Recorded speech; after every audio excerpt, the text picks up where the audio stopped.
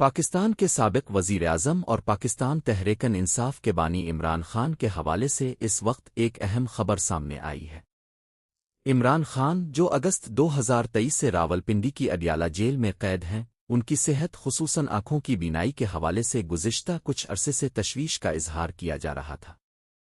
اسی معاملے پر 18 اگست 2026 کو پاکستان کی سپریم کورٹ نے ایک اہم حکم جاری کیا۔ عدالت نے ہدایت کی کہ عمران خان کو جیل سے نکال کر اسلام آباد کے شفا انٹرنیشنل ہسپتال لے جایا جائے، جہاں ماہر ڈاکٹروں پر مشتمل میڈیکل پینل ان کا تفصیلی طبی معائنہ کرے۔ اس میڈیکل پینل میں آنکھوں کے ماہر ڈاکٹر ماہر امراض قلب اور عمران خان کے ذاتی ڈاکٹر کو بھی شامل کرنے کی ہدایت کی گئی تھی، لیکن اس کے بعد اس معاملے میں ایک نیا موڑ آیا۔